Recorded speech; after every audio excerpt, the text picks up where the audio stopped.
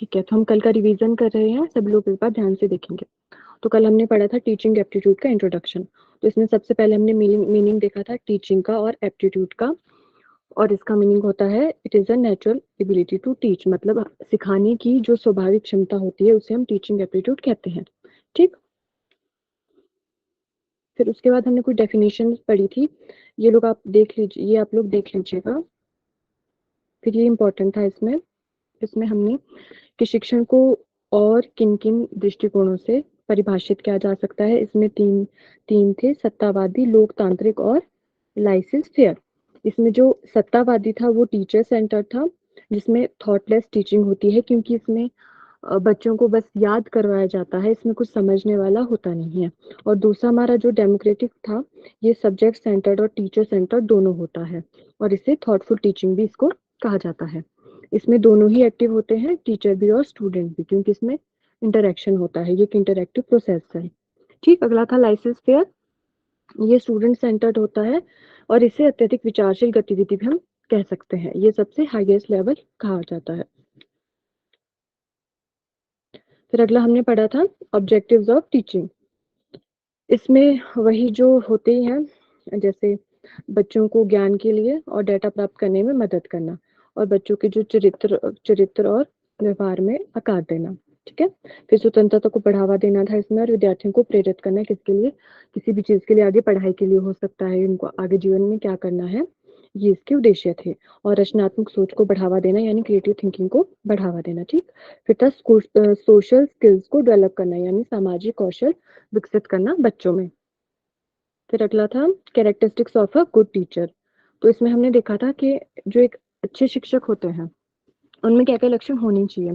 तो उसमें बहुत सारे थे, जैसे सहानुभूति होनी चाहिए, एक लीडरशिप क्वालिटी उसमें होनी चाहिए, धैर्य होना चाहिए, जुनून होना चाहिए, एक प्रभावी लक्ष्य निर्धारित करने वाला वह होना चाहिए, और सबसे इम्पोर्टेंट जिसमें जो था वो था क्लियर कम्युनिकेशन, यानी कि उसका संचार स्पष्ट होना चाहिए। ठीक, उसके बाद था acting as a role model, यानी कि एक आदर्श के रूप में कार्य करना उसे आना चाहिए सभी बच्चों के लिए। फिर अडेप्टिबिलिटी एंड फ्लेक्सिबिलिटी, अनुकूलनशीलता और लचीलापन होना चाहिए। प्रेपरेशन तो होनी ही चाहिए, क्योंकि जब भी हम कोई चीज पढ़ाते हैं तो उसके लिए सबसे पहले तैयारी बहुत जरूरी होती है कि हमें किस तरह से पढ़ाना है, जिसे हम लेसन प्लान भी कह सकते हैं। फिर है सेल्फ रिफ्लेक्शन, यानी आत्मचिंतन का गुण उसमें होना चाहिए। लाइफ लॉन्ग लर्निंग होनी चाहिए कि वो आजीवन सीखता रहे, ये भी एक अच्छे टीचर का गुण है। फिर है सीखने के प्रति प्रेम को बढ़ावा देना। उसके बाद था नेचर और कैरेक्टरिस्टिक्स ऑफ टीचिंग, यानी शिक्षण की प्रकृति और विशेषताओं के बारे में हमने कल पढ़ा था। इसमें तीन लेवल बताए गए, सॉरी डिफरेंट लेवल बताए गए हैं, ये हम आज पढ़ने वाले हैं, इसको डिटेल में पढ़ेंगे। फिर और था कि it takes place in a dynamic environment, यानी गतिशील वातावरण में होता है, क्योंकि इसमें दोनों ही पार्टिसिपेट करते हैं, बच्चे भी और टीचर भी। क्योंकि बच्चे कुछ पूछेंगे, टीचर उनको बताएंगे, टीचर होमवर्क देंगे, पढ़ाई करवाएंगे, क्विज लेंगे, उनके टेस्ट लेंगे, तो ये मतलब एक डायनेमिक एनवायरनमेंट में होता है टीचिंग। ठीक, फिर था इसमें it is closely related to education, learning, instruction and training, यानी इसका शिक्षा, शिक्षण, निर्देशन और प्रशिक्षण से गहरा संबंध माना जाता है। यह एक इंटेलेक्चुअल एक्टिविटी है, और यह साइंस के साथ साथ आर्ट भी, यानी कला के साथ साथ विज्ञान भी है। ठीक, फिर जो लास्ट में हमने देखा था कि यह एक समाज सेवा है। हम टीचिंग की कैरेक्टरिस्टिक्स और नेचर के बारे में जो पढ़ा था, तो लास्ट में इसमें यही था, और इसमें था it includes lengthy period of study and training, यानी इसमें अध्ययन और प्रशिक्षण की लंबी अवधि शामिल होती है। ठीक है, यह एक सतत प्रक्रिया है और शिक्षण एक जीविका है। क्लियर हो गया इतना कल वाला? Thank you. ओके, ठीक है, तो आज सभी नोटबुक, हाँ जी, तो सभी नोटबुक पेन लेके बैठेंगे। आज का जो हमारा टॉपिक है वो है लेवल्स ऑफ टीचिंग। ठीक है, ये थोड़ा इंपॉर्टेंट है, तो थोड़ा ध्यान से देखेंगे इसको, जहाँ समझ नहीं आए पूछ लीजिएगा आप लोग, अगर बहुत इंपॉर्टेंट होगा तो बीच में पूछ लेना, नहीं तो क्लास के लास्ट में। ठीक,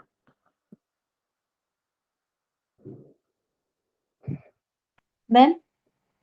हाँ जी बोलिए।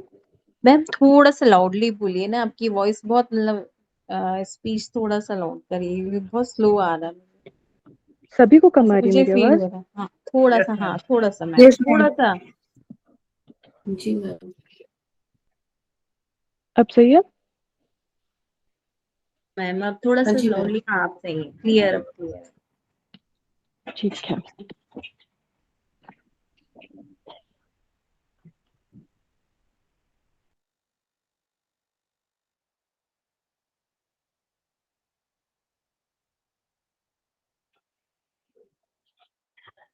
ठीक है, तो आज का हमारा जो टॉपिक है वो है लेवल्स ऑफ टीचिंग। ये बहुत इंपॉर्टेंट टॉपिक है, सभी नोटबुक पेन लेके बैठिए। जो जो इम्पोर्टेंट आपको लगता है इसमें शॉर्ट नोट्स बनाते चलिए, लास्ट में डिस्कस कर लेंगे, मैं आप लोगों से पूछ लूंगी। ठीक है, इससे क्वेश्चंस बनते हैं एग्जाम्स में। आज मैं लेके नहीं आई हूँ, लास्ट में हम लोग डिस्कस करेंगे जब हमारी लास्ट क्लास होगी, सारे क्वेश्चन जितने भी है PYQs। तो तब तक आप ऐसे ही पढ़िए। आगे बढ़ते हैं।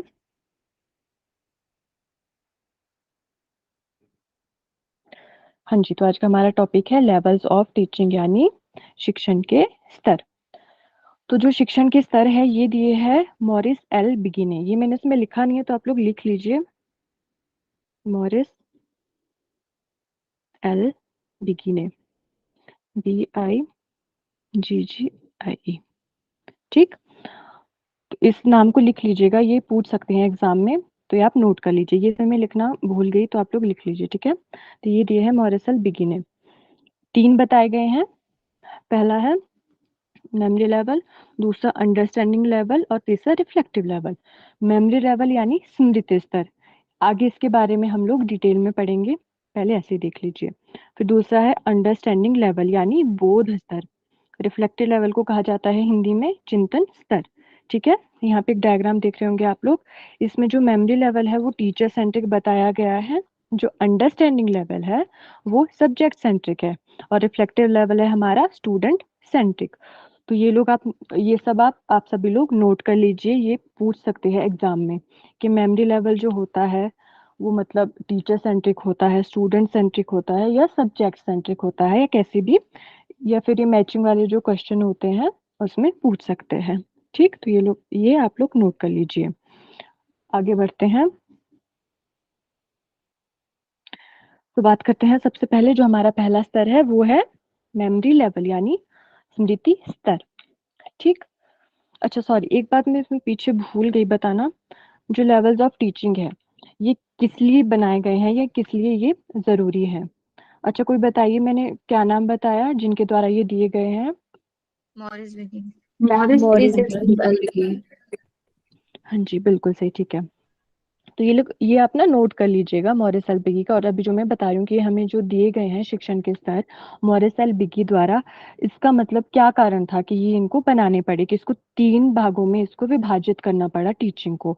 ठीक है, क्योंकि जैसे जैसे बच्चा बड़ा होता है, पहले मान लो बच्चा छोटा है तो उसकी एबिलिटी भी बढ़ती है। ठीक है, तो उसका हमें जो टीचिंग मेथड होता है वो चेंज करना पड़ता है, क्योंकि पहले जो बच्चे होते हैं, छोटे बच्चे, उनको पढ़ाने के लिए कुछ अलग तरीका होता है, जो उनसे थोड़े बच्चे हायर एजुकेशन में होते हैं उनको हम सेम तरीके से नहीं पढ़ा सकते जैसा हमने प्राइमरी वाले बच्चों को पढ़ाया होता है। तो उसके लिए हमें अलग एक मतलब मेथड होता है, और जो उससे भी ज्यादा हाईएस्ट लेवल के बच्चे हैं उनके लिए अलग तरीका होता है। तो सभी के लिए अलग अलग तरीके बताए गए हैं, इसीलिए हमें जरूरत पड़ी लेवल्स ऑफ टीचिंग की, यानी शिक्षण के स्तरों की, जो मॉरिस एल बिगी ने हमें दिए हैं। ठीक, अब आगे बढ़ते हैं। पहला है मेमोरी लेवल यानी स्मृति स्तर। ठीक है, तो ये दिया गया है, जो पूरे लेवल दिए गए थे जिसके जो 3 भागों में है, मेमोरी, अंडरस्टैंडिंग और रिफ्लेक्टिव, वो दिया है मॉरिस एल बिगी ने। पर अगर मेमोरी लेवल है तो उसके बारे में हमें हर्बर्ट ने बताया है। Herbert is the main proponent of this level, यानी इसके मुख्य जो प्रस्तावक कहे गए हैं, हिंदी में हम कह सकते हैं प्रोपोनेंट को, प्रस्तावक जो कहे गए हैं वो हर्बर्ट है। तो ये आप याद रखेंगे, ये इंपॉर्टेंट है, ये पूछ सकते हैं कि मेमोरी लेवल किसके द्वारा दिया गया है। देखिए, अगर क्वेश्चन इस तरीके से आता है कि लेवल्स ऑफ टीचिंग किसने दिए हैं, तो उसका आंसर होगा मॉरिस एल बिगी। पर अगर मतलब ऐसे पूछ लेते हैं कि मेमोरी लेवल किसके द्वारा दिया गया है, तो वो होगा हर्बर्ट के द्वारा। ठीक, इसका जो उद्देश्य होता है मेमोरी लेवल का, वो होता है मेमोरी लेवल जो स्मृति स्तर हम जिसे कहते हैं हिंदी में, कि जो बालक की स्मरण शक्ति होती है उसका विकास करना ही इसका मुख्य उद्देश्य होता है।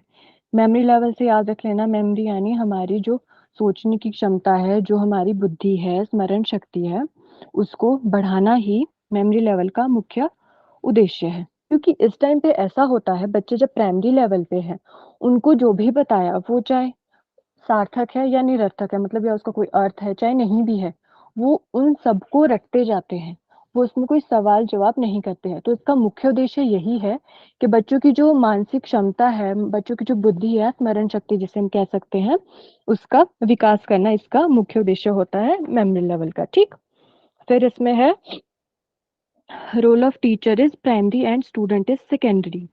ये तो पता ही होगा, क्योंकि जब प्राइमरी लेवल पे जो टीचर होते हैं उनका ही रोल प्राइमरी होता है, स्टूडेंट इसमें सेकेंडरी होते हैं।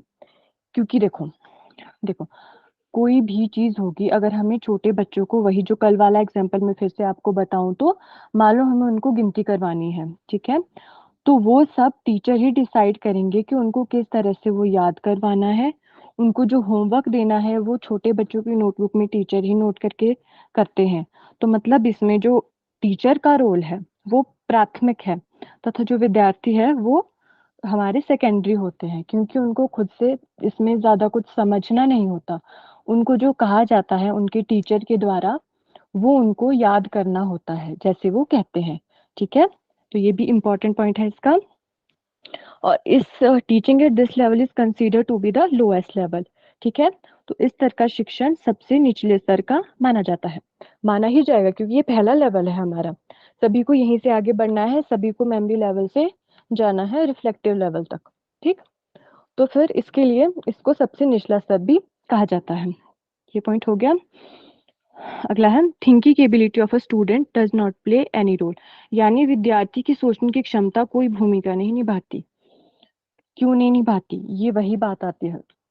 देखो, मान लो हमें टेबल्स याद करवाने हैं, वही छोटे बच्चों को, एग्जाम्पल इसमें यही सही बैठता है जो मेमोरी लेवल वाला होता है। ठीक है, तो मान लो हमें टेबल्स याद करवाने हैं, तो वो उसको वैसे ही याद करते हैं जैसे वो दिए होते हैं, मतलब वो इसमें ज्यादा सोचेंगे नहीं।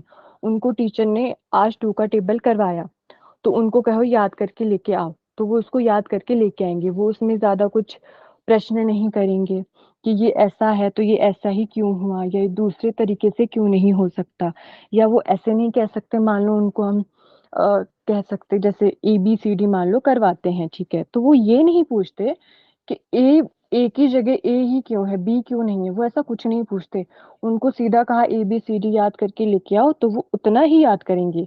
तो क्योंकि इसमें पहला लेवल है और सबसे लोएस्ट लेवल है, तो इसमें विद्यार्थी की सोचने की क्षमता की कोई भूमिका नहीं होती है। ठीक, ये पॉइंट हो गया। फिर क्या है अगला, students only cram the facts, formulas, information and laws that are taught to them. ये इंपॉर्टेंट है, इससे क्वेश्चन बन सकता है। ठीक है, कि कौन से वाले लेवल पे बच्चों को सिर्फ याद करवाया जाता है या रट्टा होता है। ठीक है, मतलब छात्र केवल उन्हीं तथ्यों, सूत्रों, सूचनाओं और कानूनों को रटते हैं जो उन्हें पढ़ाए जाते हैं। ये सब, ये तो अभी समझ आ ही गया होगा कि सबसे कम लेवल है, बच्चों को वही रटना है। तो इसमें बस रटने वाली चीजें होती है, इसमें समझने वाली कोई चीज नहीं होती है। ठीक, the study material is pre planned and organised. जो अध्ययन सामग्री होती है वो पूर्व नियोजित एवं व्यवस्थित होती है पहले से। ठीक, क्योंकि ये हम डिसाइड कर लेते हैं ना, पहले टीचर ही डिसाइड करता है, टीचर ही प्लानिंग करता है कि बच्चे को क्या कब कैसे पढ़ाना है। तो ये पहले से ही प्री प्लान्ड होता है। ये वाला समझ आ गया सभी को? Yes ma'am. जी। यस ठीक है, आगे बढ़ते हैं। सॉरी, ये इसी में आ गया है। ठीक है, इसमें एक चीज आप, चलिए मैं बाद में बताती हूँ। अब है टीचिंग इक्विपमेंट, सॉरी, शिक्षण उपकरण। यानी मेमोरी लेवल पे कौन से हम टीचिंग एड्स या टीचिंग इक्विपमेंट्स का उपयोग करते हैं, वो ये बताए गए हैं। ठीक है, तो इसमें हम visual, audio visual aids, models, chart, pictures, TV, radio etcetera. मतलब विजुअल हो गए दृश्य, श्रव्य और श्रव्य दृश्य सामग्री, मॉडल, चार्ट, चित्र, टीवी, रेडियो आदि। तो जो हमारा मेमोरी लेवल है उस पे हम लोग ये सारे टीचिंग एड्स का इस्तेमाल करते हैं बच्चों को पढ़ाने के लिए। ठीक है, अब इसमें मैं एक चीज ऐड करना भूल गई हूँ, तो आप लोग नोट कर लीजिए कि इस लेवल पे हम कौन से टीचिंग मेथड का इस्तेमाल करते हैं। वो मैं इसमें बाद में मुझे ध्यान आया तो वो मैंने लिखा है, तो आप लोग उसको लिख लीजिए। ठीक है, जो मेमोरी लेवल है उस पे मेथड होता है, पहला होता है अभ्यास विधि। ठीक है, अभ्यास विधि को हम कैसे समझेंगे, देखो जैसे आप लोगों को याद होगा, जैसे हम लोग जब छोटी क्लासेस में थे, प्राइमरी में पढ़ते थे, फर्स्ट सेकंड थर्ड में, तो जब मतलब छुट्टी के लिए थोड़ा टाइम रहता था, उससे 10-15 मिनट पहले बच्चों को एक ग्रुप बना दिया जाता था। तो उनको मान लो टेबल्स लर्न करने, तो वो बहुत जोर जोर से कोई एक बच्चा बोलता था, फिर उसके पीछे सभी अभ्यास करते थे। तो ये पहला होगा, मेथड में पहला होगा अभ्यास विधि, ठीक। और दूसरा होगा दोहराना। अभ्यास मतलब प्रैक्टिस कर रहे हैं वो लोग एक ग्रुप में, एक बच्चा टेबल बोल रहा है, ठीक। सॉरी, ये हो गया अभ्यास विधि। और दोहराना, उसके पीछे जो बाकी बच्चे हैं वो उसको उस चीज को दोहरा रहे होते थे। तो दूसरा जो मेथड हो गया इसमें वो है दोहराना। पहला अभ्यास, दूसरा दोहराना, और तीसरा है पुनः स्मरण। स्मरण, जब एक बार उन्होंने उसको पढ़ लिया, प्रैक्टिस भी कर ली, पीछे से बच्चों ने दोहरा लिया, तो एक बार फिर से उसको रिकॉल करते हैं कि उन्हें कितना याद रहा है, ठीक है। तो इसमें जो टीचिंग मेथड्स होते हैं मेमोरी लेवल पे, वो 3 होते हैं। अभ्यास विधि, दूसरा दोहराना, और तीसरा पुनः स्मरण, ठीक है। नोट कर लिया सभी ने? मैम इंग्लिश में बोलेंगे प्रैक्टिस, रिपीट एंड रिकॉल। हाँ जी, हाँ जी, बिल्कुल सही, ठीक। ये मैं यहाँ पे ऐड करना भूल गई थी, तो उसको लिख लो आप लोग। तो अगला है इवेल्युएशन सिस्टम यानी मूल्यांकन तंत्र। तो मतलब इसको, अब ठीक है, शिक्षण उपकरण हो गए कि कौन से टीचिंग एड्स है, मेथड भी हो गया कि हमें किस मेथड से मेमोरी लेवल पे बच्चों को करवाना है। तो अब उसका इवेल्युएशन कैसे करेंगे कि जो उनको हमने पढ़ाया है वो उनको समझ आया है या कितना समझ आया है, कितनी उसमें कमी रह गई है। तो उसके लिए जो हमारा इवेल्युएशन सिस्टम है, तो इसमें बेसिकली यही होता है, oral, written and essay type examination. मतलब मुख्य रूप से मौखिक, लिखित और निबंध प्रकार की परीक्षा इसमें शामिल की जाती है। इतना समझ आ गया? जी। ठीक है, आगे बढ़ते हैं। हाँ जी, दूसरा है हमारा अंडरस्टैंडिंग लेवल यानी बोध स्तर। इसमें क्या होता है, इसके जो मेन प्रोपोनेंट है, पहले वाले के कौन से थे? हर्बर्ट। हाँ जी, हर्बर्ट थे। आपकी आवाज नहीं आ रही, क्या कह रहे हैं? मैम हर्बर्ट थे, ये बोल रहे हैं मेमोरी लेवल। हाँ जी, हाँ जी, बिल्कुल सही, मेमोरी लेवल के थे हर्बर्ट, तो अंडरस्टैंडिंग लेवल के हैं मॉरिसन। इसको याद रखेंगे। जो तीनों लेवल दिए थे वो दिए थे मॉरिस एल बिगी ने, मेमोरी लेवल के हर्बर्ट, और अंडरस्टैंडिंग लेवल के हैं Morrison is the main proponent, ठीक। ये हो गया हिंदी में। हाँ, तो इसमें क्या होता है, अंडरस्टैंडिंग लेवल में फोकस किया जाता है मास्टरी ऑफ सब्जेक्ट पे। मतलब जो हम सब्जेक्ट पढ़ रहे हैं उसकी हमें डीप नॉलेज दी जाती है। पहले हमने रट्टा मारा, ठीक, उसके बाद जो अगला लेवल होगा हमारा, इसे ऊपर वाला लेवल, तो उसमें हम लोगों को जो कॉन्सेप्ट है वो समझने हैं। उसमें पहले की तरह रट्टा नहीं मारना है, क्योंकि इसका जो मेन, जो कह सकते हैं मेन एम था या उद्देश्य था इसका लेवल्स बनाने का, मॉरिस एलबिगी का, वो यही था कि जैसे जैसे बच्चे बड़े होंगे तो उनका जो पढ़ने का तरीका होगा या उनको पढ़ाने का तरीका होगा वो अलग हो जाएगा, वो सेम नहीं रहेगा। तो पहले के जो बच्चे हैं उनके लिए हमने मेमोरी लेवल कर लिया, ठीक है। तो जो अगला होगा वो रट्टा तो नहीं मारेगा, तो उसको समझना होगा, इसके लिए जो लेवल है वो बदल जाएगा, वो होगा अंडरस्टैंडिंग लेवल, ठीक है। फिर क्या है, the teaching at the understanding level is of higher quality, यानी कि समझ के स्तर पर शिक्षण उच्च गुणवत्ता का होता है। पहले वाले में जो था मेमोरी लेवल से, उससे उच्च स्तर का इसमें शिक्षण करवाया जाता है दूसरे लेवल में यानी अंडरस्टैंडिंग लेवल में, ठीक है। It focuses on mastery of the subject, यानी यही विषय में महारत पर केंद्रित बताया गया है, ठीक। अगला है, ये इंपॉर्टेंट है, इस पॉइंट को नोट कीजिएगा, ठीक है। पहला वाला है वो था वही सब कुछ याद करने वाला, दूसरा है mastery of subject, understanding level, ठीक। अगला है this level the teacher explain the student about the relationship between facts, principle and teachers होगा, यहाँ पे टीचर्स नहीं होगा, ये टाइप गलत हो गया, teachers them how they can apply this principle. मतलब क्या है इसका हिंदी में, कि इस स्तर पर यानी अंडरस्टैंडिंग लेवल यानी बोध स्तर पर शिक्षक छात्रों को तथ्य और सिद्धांतों के बीच संबंध के बारे में समझाते हैं, ठीक है, और उन्हें सिखाते हैं कि वे इस सिद्धांत को कैसे लागू कर सकते हैं। तो मतलब इसमें हमें रिलेशनशिप बताया जाता है फैक्ट्स और प्रिंसिपल के बीच में, और इसे हमें अप्लाई कैसे करना है अपने जीवन में आगे, ये भी इसमें बताया जाता है। ठीक है, क्लियर हो गया ये वाला? जी यस मैम। ठीक है, आगे बढ़ते हैं। फिर आता है इसमें शिक्षण उपकरण की बात, कि इसमें कौन से इसमें लगभग वही है जो पिछले वाले में थे, visual, audio, audio visual aids, model, charts, picture etcetera. इसके बारे में हम लोग डिटेल में पढ़ेंगे, इसका एक अलग से टॉपिक है इसमें, तो अभी डिटेल में नहीं पढ़ेंगे, बस आप लोग याद कर लीजिएगा। ठीक है, इसमें भी लिख लीजिए जो इसमें मेथड यूज करना है, टीचिंग मेथड, इसमें मैंने लिखा नहीं है। ठीक, इस पे होता है डिस्कशन मेथड, डिस्कस करते हैं टीचर और स्टूडेंट, कोई भी कॉन्सेप्ट है, कोई भी प्रिंसिपल है, या कोई भी रूल कह सकते हैं, मतलब जो भी वो पढ़ा रहे हैं उसके बारे में डिस्कशन होता है स्टूडेंट और टीचर के बीच में। पहला हो गया discussion method.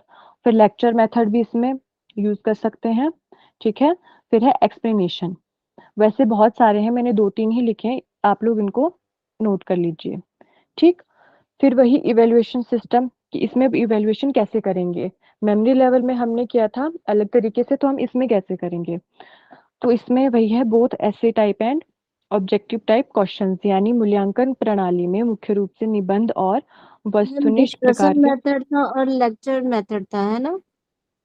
Discussion method, lecture method और एक्सप्लेनेशन। Okay ma'am. हाँ जी।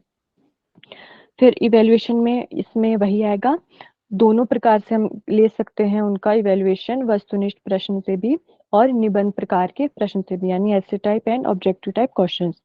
ठीक है, ये क्लियर हो गया? ये ओरल रिटर्न भी हो सकता है, बोथ। हाँ जी, हो सकता है। आगे बढ़े। जी ठीक है,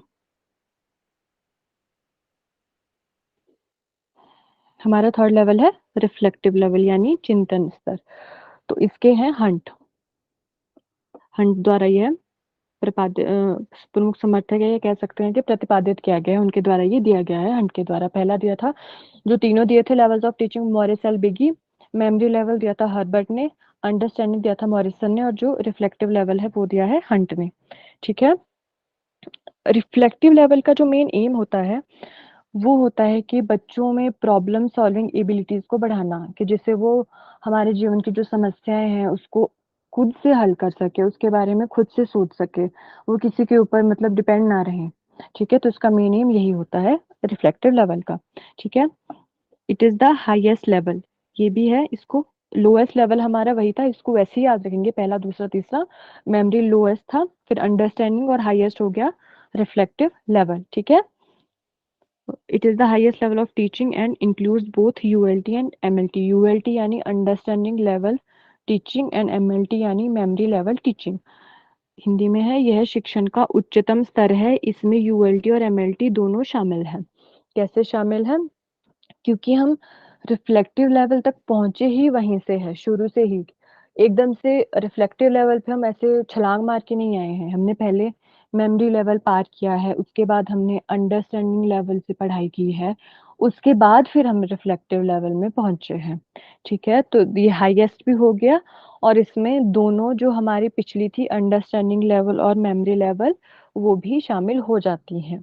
ठीक, फिर है it is a problem centric approach of teaching, इसको नोट कीजिएगा। ठीक है, यह शिक्षण का समस्या केंद्रित दृष्टिकोण है, यानी इस लेवल में हमें समस्याओं का समाधान करना होता है, खुद से उसको सॉल्व करना होता है।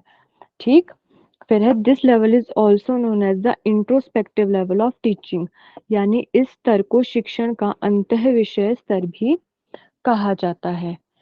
इंट्रोस्पेक्टिव का मतलब हुआ कि किसी भी चीज के बारे में हमें गहराई से सोचना होता है। ठीक है, इसमें ये भी आ सकता है कि इंट्रोस्पेक्शन मतलब कोई भी चीज है, कोई भी थॉट्स है, या कोई भी है इमोशंस वगैरह जो भी है, या कुछ भी है, मतलब तो जो भी चीज है उसके बारे में हमें गहराई से सोचना है।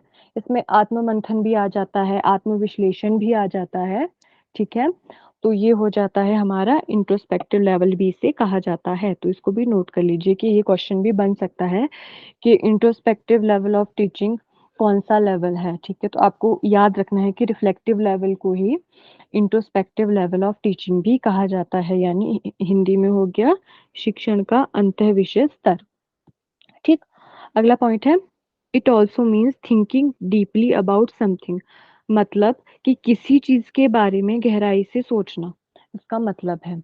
वो तो है ही, क्योंकि रिफ्लेक्टिव लेवल है, हमने पहले इसका ये भी पढ़ लिया कि इंट्रोस्पेक्टिव लेवल इसको कहा जाता है, दूसरा इसका जो नाम है, तो मतलब उसका वही होता है कि गहराई में सोचना। तो इसका एक मतलब यही हो गया कि किसी चीज के बारे में हम गहराई से कितना सोच पा रहे हैं, कितना सोचने की क्षमता रखते हैं, या अपने आप को उस लेवल पे जब हम पहुंच गए हैं रिफ्लेक्टिव लेवल पे, तो हमें वो चीज अपने में डेवलप करनी है या अपनी उसको निखारना है, किस चीज के बारे में गहराई से सोचना। ठीक, फिर है at this level the student is made to face a real problematic situation, यानी क्या हुआ हिंदी में, इस स्तर पर छात्र को वास्तविक समस्याग्रस्त स्थिति का सामना करना पड़ता है।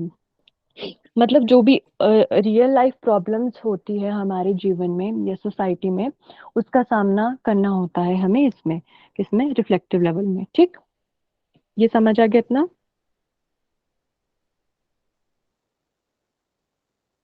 जी। हेलो, मैम यूएलटी और यस। एमएलटी का तो क्या बोल रही थी आप फुल फॉर्म? ठीक है, यूएलटी है अंडरस्टैंडिंग लेवल और एमएलटी है मेमोरी लेवल। ठीक है, टी फॉर टीचिंग। क्या पढ़ रहे हैं हम, लेवल्स ऑफ टीचिंग पढ़ रहे हैं ना। मैं यहाँ लर्निंग समझ रही थी ना, इसीलिए मैंने टी। अच्छा अच्छा, ठीक है, नहीं ये टीचिंग होगा, अंडरस्टैंडिंग लेवल टीचिंग और मेमोरी लेवल टीचिंग। ठीक है, आगे बढ़ते हैं।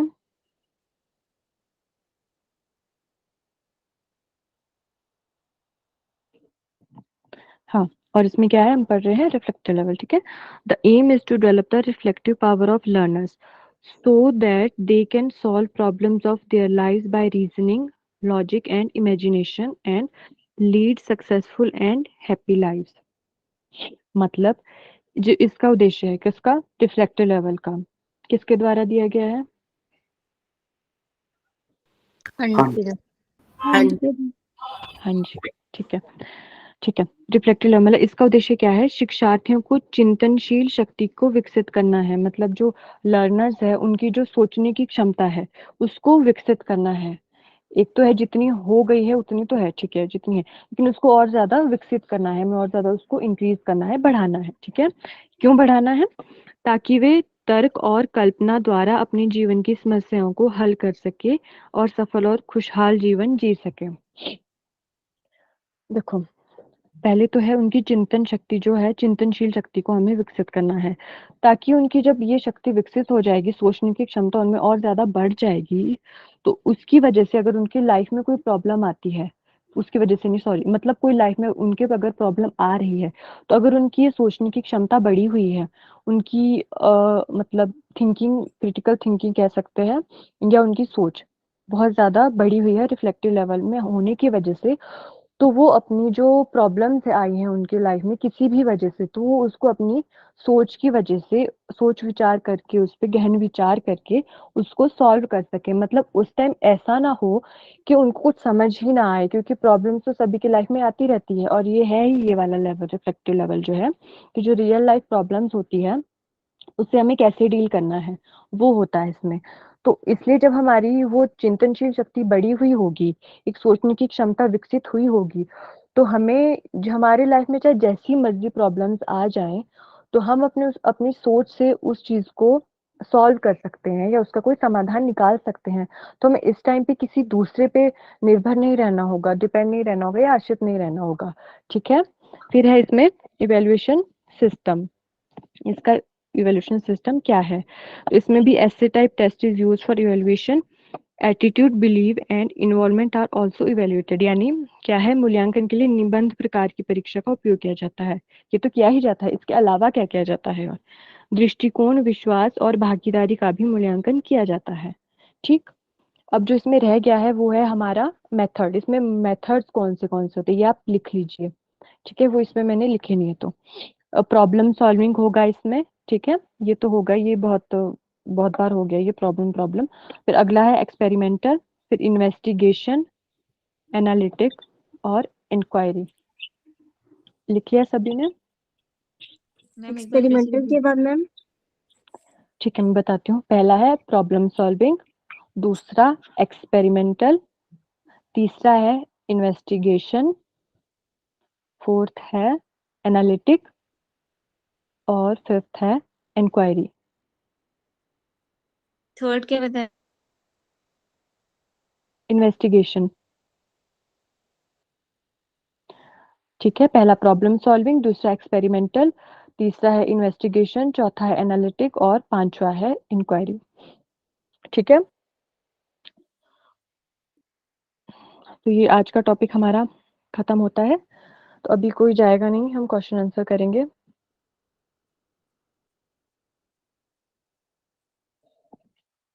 अच्छा, ये बताइए, कोई इसका किसी का क्वेश्चन तो नहीं है इसी में कुछ, कि भाग क्यों जाते हैं?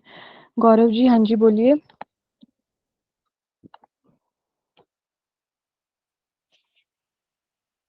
गौरव जी, आपने हैंड रेज किया है?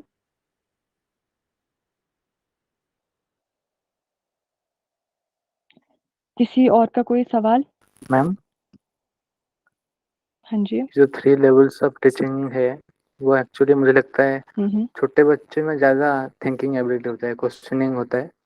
और हमारा सिस्टम ऐसा है कि हम उनको जैसे बड़े होते हैं वो चुप हो जाते हैं, ये ऐसा ही सिस्टम हो गया है।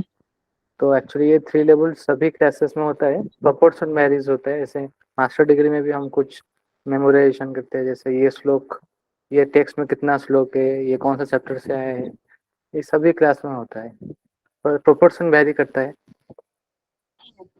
सही कह रहे हो, ऐसा होता है, छोटे बच्चों में बहुत क्वेश्चन होता है। पर उस टाइम पता क्या होता है, इसको इसलिए कह सकते हैं ऐसा कि क्योंकि उस टाइम बच्चे पूछते हैं, लेकिन जो चीज उनको टीचर ने बोल दी ना कि ये आपको पढ़नी है, ये आपको याद करनी है, तो वो करते हैं। वो उस चीज में कोई सवाल नहीं पूछते कि ये ऐसा क्यों है, ये इसको क्यों हमें याद करना है, किसका इसका हमें क्या इसका एप्लीकेशन है आगे, या इसको हम कहाँ जी मैम, अप्लाई ये करेंगे। मैम, ये जो ब्रिटिश सिस्टम है उनका पर्पस ही ऐसा था कि ऐसा ही हम्म। सिस्टम करें कि क्वेश्चनिंग रिटर्न में नहीं आएगा, जो बोलेंगे वो करेंगे। तो हाँ। वो सिस्टम चल रहा है बस। ठीक है, ठीक। किसी और का कोई क्वेश्चन है? नहीं तो मैं पूछती हूँ। या फिर मैम उनको ऐसे लगता है कि जो अभी स्कूल में जा रहे हैं तो टीचर जो पढ़ा रहे वही सही है, अगर हम उनको घर आके कुछ चीजें करेक्ट करें फिर भी वो हमको बोलते हैं ऐसा नहीं, हमारे टीचर ने ऐसे ही पढ़ाया है करके। वो भी होता है कि वो एज इट इज वैसे ही ले लेते हैं चीजों को। हाँ बिल्कुल सही, क्योंकि इनफैक्ट उनको कई लगता है कि जगह पे तो इनफैक्ट कई हाँ जगह जी। पे तो यूनिवर्सिटीज में भी स्कूल्स में भी यही होता है कि अगर इस बुक के अंदर ये कंटेक्स्ट पे ये बात कही गई है तो यही सही है। अगर आप किसी और इवन वो वैलिड कंटेक्स्ट बुक है या टेक्स्ट है, आप तब भी उसको यूज नहीं कर सकते, क्योंकि गवर्नमेंट की या कह लीजिए वो गाइडलाइंस अवेलेबल होती है कि आपको यहीं से आंसर देना है, चाहे उसके ऊपर रिसर्च हो चुकी है और उस बात को हुए हुए 10 साल 5 साल हो चुके हैं, तब भी उस चीज को एक्सेप्ट नहीं करते। आई थिंक ये गलत है। हाँ सही कह रहे हो, ऐसा होता है, जो हमारी हायर एजुकेशन है उसमें भी होता है। लेकिन उसमें क्या होता है, जो इन्होंने कहा हेमंत जी ने, कि उसमें प्रोपोर्शन कम होता है। प्राइमरी लेवल बहुत ज्यादा पूरा वही होता है, लेकिन जो जब हम आगे बढ़ते जाते हैं, आगे अगली वाली क्लासेस में चले जाते हैं, मास्टर्स करे हैं, बीएससी करे, ग्रेजुएशन करे हैं, तो उस टाइम पे उसका प्रोपोर्शन थोड़ा कम होता है। हालांकि कुछ चीजें वहां भी ऐसी होती है जो हमें एज इट इज लेनी होती है। जैसे आप कह रहे, कोई भी वैलिड टेक्स्ट है तो हमें उसको एज इट इज याद करना है, मतलब करना है तो करना है, वो उसमें लिखा है तो उसको याद करो, ऐसा होता है। लेकिन बहुत कम होता है वहां पे फिर। ठीक है मैम हम लोग ने जो 3 व्यू पॉइंट देखे थे वो और ये बहुत ज्यादा सिमिलर है ना? हाँ, बहुत ज्यादा सिमिलर है, लगभग, मतलब थोड़ा थोड़ा फर्क है इसमें। फिर इसीलिए मैंने आपको ये आज करवाया बीच में। वैसे इसमें एक ब्लूम्स टेक्सोनॉमी भी है, वो मैं आपको लास्ट में करवाऊंगी, क्योंकि ये थोड़ा मिलता जुलता था, तो कल वो पढ़ा था, तो आज ये आपको समझ में ताकि आ जाए। ठीक है। तो मैम अगर क्वेश्चन रहेगा तो मतलब कंफ्यूजन हो सकता है ना, कि जैसे बोलेंगे टीचर सेंट्रिक रहेगा तो वो अथॉरिटेटिव है या लेवल्स ऑफ लर्निंग का मेमोरी लेवल है, तो वो कैसे मतलब समझने का? वो क्वेश्चन ही वैसे आएगा। अगर मान लो इससे उन्होंने क्वेश्चन पूछा है लेवल्स ऑफ टीचिंग से, तो वो यही क्वेश्चन पूछेंगे कि जो मेमोरी लेवल टीचिंग होती है वो उसमें क्या होता है, वो टीचर सेंट्रिक होता है, सब्जेक्ट सेंट्रिक होता है या स्टूडेंट सेंट्रिक होता है। तो अगर उससे पूछेंगे तो वो उसका मतलब मेंशन करेंगे कि वो किससे पूछ रहे हैं, ऐसा कंफ्यूजन वाला क्वेश्चन नहीं आएगा। ठीक है? अच्छा ठीक है, थैंक यू मैम। हाँ जी, तो ठीक है, आपसे क्वेश्चन पूछते हैं, हैंड रेज कीजिएगा। तो बताइए आज हमने क्या पढ़ा, हैंड रेज कीजिए।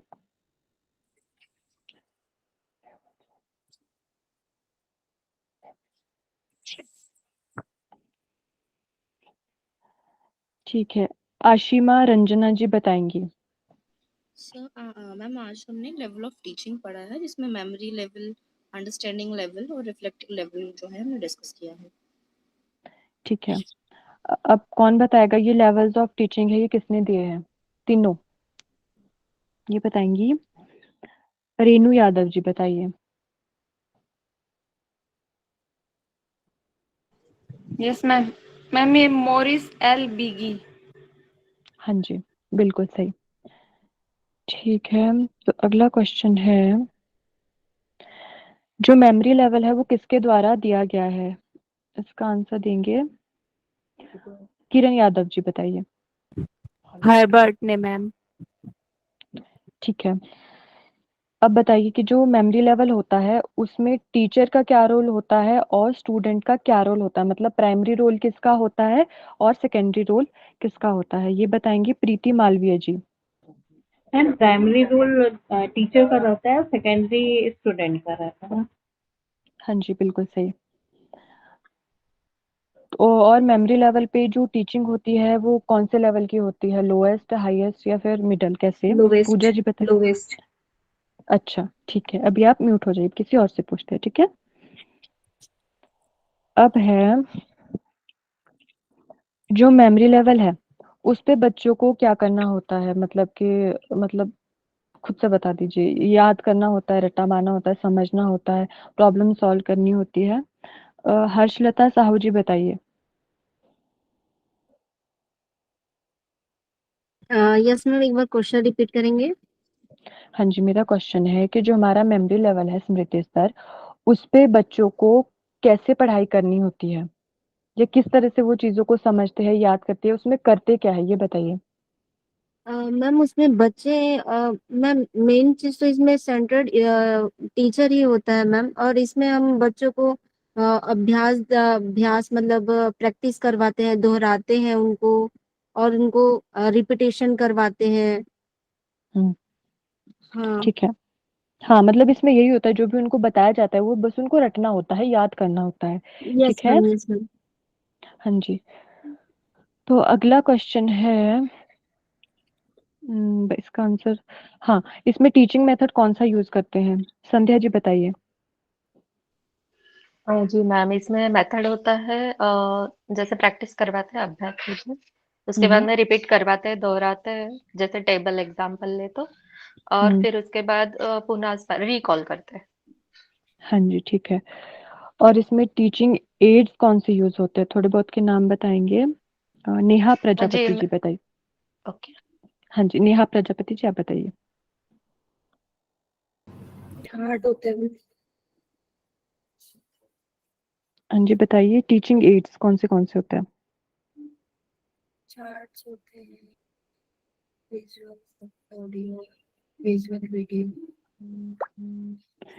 ठीक है, आपकी आवाज बहुत कम आ रही है, पर शायद आपने बोला चार्ट, ऑडियो विजुअल। हाँ, ये इसका सही आंसर है।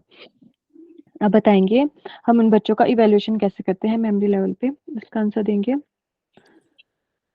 संतोषी वर्मा जी।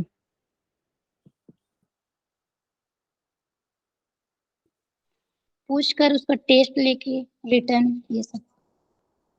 हाँ हाँ, ठीक है, बिल्कुल सही। अब अगला क्वेश्चन है, जो हमारा सेकंड लेवल है उसका नाम बताओ। नीलू सोनी जी। यस मैम, जो सेकंड लेवल है वो होता है बोध स्तर का। हाँ जी, ठीक है। अब कौन बताएगा किसके द्वारा अंडरस्टैंडिंग लेवल यानी बोध स्तर सेकंड लेवल दिया गया है, ये बताएंगे शिखा गुप्ता जी।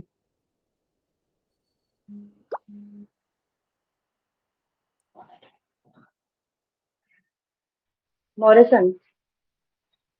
जी। हाँ जी, हाँ जी, मॉरिसन, ठीक है।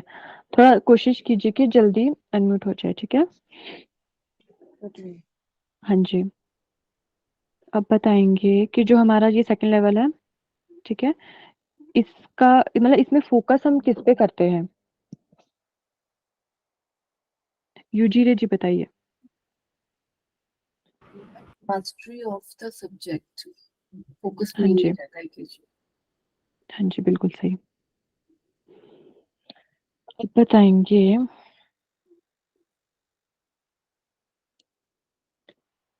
इसमें टीचिंग मेथड्स, अंडरस्टैंडिंग लेवल के टीचिंग मेथड्स बताएँगे। प्रियंका पांडे जी बताइए।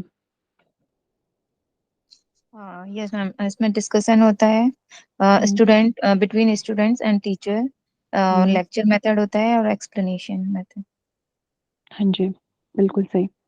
ठीक है। अब बताएँगे इसमें इवैल्यूएशन कैसे करते हैं? हैंड रेज़ कीजिए।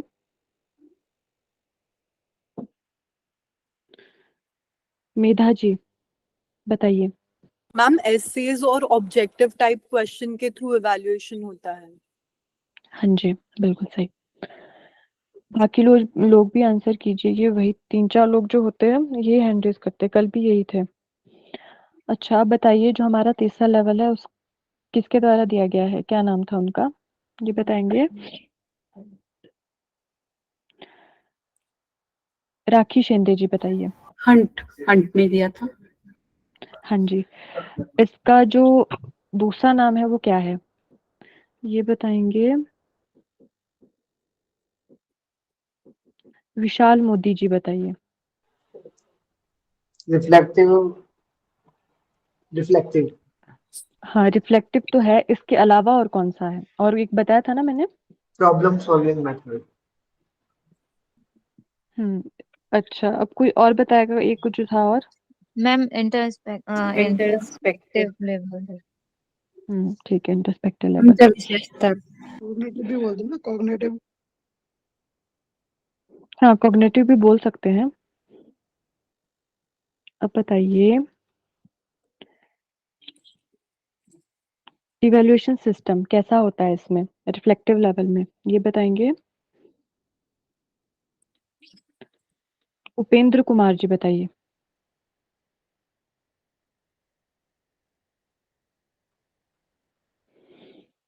हेमंत कुमार जी आप बताइए।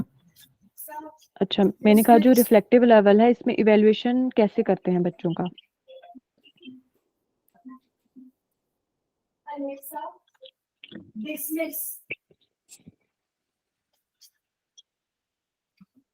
अब म्यूट कर लीजिए। हेमंत कुमार जी आप बताइए। जैसे एक्सप्लेन करने के लिए बोलते हैं लॉन्ग टाइप, ऐसे टाइप, एटीट्यूड भी स्टडी करते हैं, बिहेवियर उनका हाँ जी। कितना कमेंटेड है, इंटेंशन सब स्टडी करते हैं।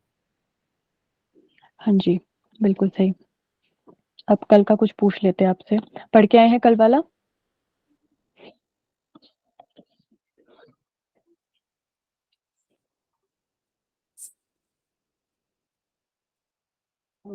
अच्छा, ये बताइए जो कल हमने पढ़ा था कि शिक्षण को 3 प्रकार से विभाजित किया जा सकता है। कौन से थे वो? ये बताएँगे? गौतम साहू जी।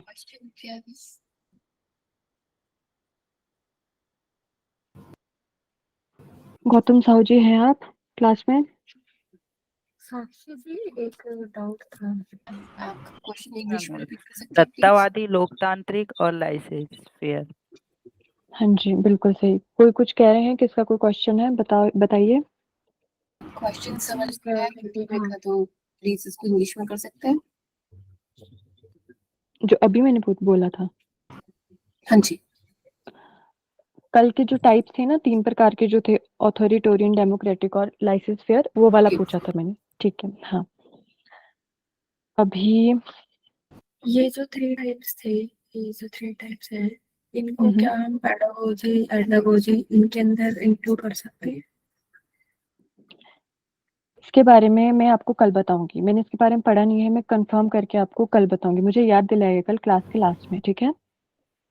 ठीक है। हाँ वैसे जी। ये वही है मैम ये वही है जो ये पूछ रहे हैं, पेडागोजी और यूरोलॉजी वाला पूछ रहे हैं, ये वही है अच्छा। जो हम पढ़ा चुके हैं।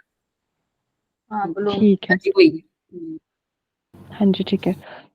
तो यही है, ठीक है। मैंने इसके बारे में थोड़ा ज़्यादा डिटेल में देखा नहीं, ये बता रहे हैं तो ये यही है। ठीक है, तो अभी क्लोजिंग प्रेयर करवाएंगे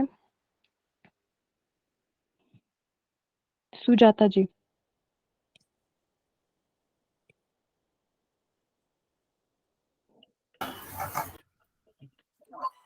जी मैम। हाँ जी, क्लोजिंग प्रेयर करवा दीजिए। सभी कमर गर्दन सीधी करेंगे, आंखें कोमलता से बंद। 3 बार ओमकार, तत्पश्चात 3 बार शांति। भरा लंबा गहरा सांस। ओम।